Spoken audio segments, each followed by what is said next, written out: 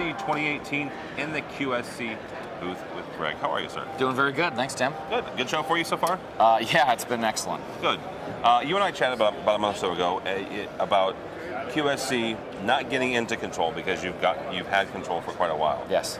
But drilling down into it significantly with a couple of new releases, including a platform based on Lua. Correct. So what have you been telling folks this week when they come up to your booth and say, okay, tell me about QSC Control? So as I mentioned to you about a month ago, I've been basically continuing on with that message of we're more or less lifting the veil on the control offering that has kind of always lived inside of our platform. We've made a lot of improvements. We're making more improvements with an upcoming release of QSys Designer at the end of the month, QSys Designer 7.0, and we're kind of showcasing those improvements here on the show floor. We've added a number of improved features for editing UIs for our new touchscreen line. We've added a new visual coding tool that kind of takes the pain out of learning Lua. I also think we spoke about the fact that Lua is a great embedded language, but not a lot of people, it's not a household name like some of the other ones.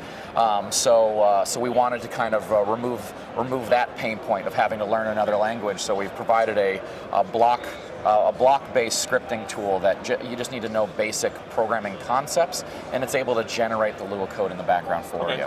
If I'm an integrator and I have somebody that I've sent to QSC school, right? Yes. I've sent to QSC training, and they are certified to do QSC DSP programming, how much more difficult will it be to send them back, or do they have to go back to learn QSC Control?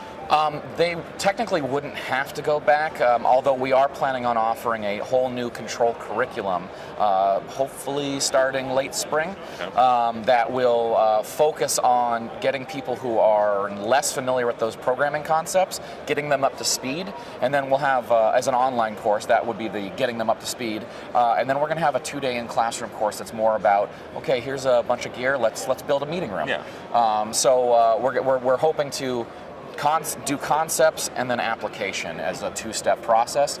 But our current training offerings, QSys Level 1 and QSys Level 2, do touch on these control concepts, and a lot of those build right into what we're continuing down with as we move forward. Interesting. You said that Lua is not exactly a household name. We're in Amsterdam, right? We're in ISE, not to be silly, but in the Netherlands they speak Dutch, and in the US we speak English, sort of. Yep. When you are traveling around the world and you're talking to different clients, do you find that different geographies in different countries have a preference for a specific programming language? Like maybe in the UK they prefer Ruby on Rails, and in France they prefer Python.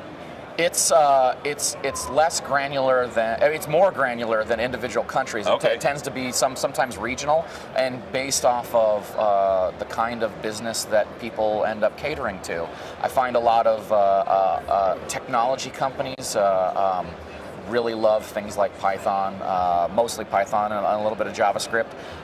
And then when you start to get into more traditional, traditional businesses, financial sector, and that a lot of the guys that they have on their AV teams end up being C-based languages, so C#, C++. Ruby, I don't hear a whole lot of here and there. It's an older language. Yeah, it is. Well, and it's one of those that is. It's another one that is it's a good starting off point for a lot of people. So I do hear that periodically, but yeah, it's definitely been interesting about all the variety of languages that people do know. And one of the things that one of the things that's nice is for those people who are writing in Python or JavaScript, the move to Lua isn't as big of an undertaking as if you were a C-based language learner, because their syntax is similar enough that you can get comfortable with it. Okay. Yeah. Important question. You can get QSC Control and the software now? Correct. Okay. Right now, if you were to go to our website, QSys Designer 6.2.1 is the current version. You can do almost everything that we're showing off here in our stand this year, except for things like the block controller and some of those improved features on UCI editing. Those will be released at the end of the month with QSys Designer 7.0. The end of February. End of February. All right, very good. Yep. Greg, how do they get more information about QSC? If you want Want to follow us on Twitter, we're at ISC, QSC Systems on Facebook, and QSC.com/ISC 2018 for any ISC booth coverage, and QSC Control, QSC.com/control. All right, very good. Greg Mathson. Thank you very much.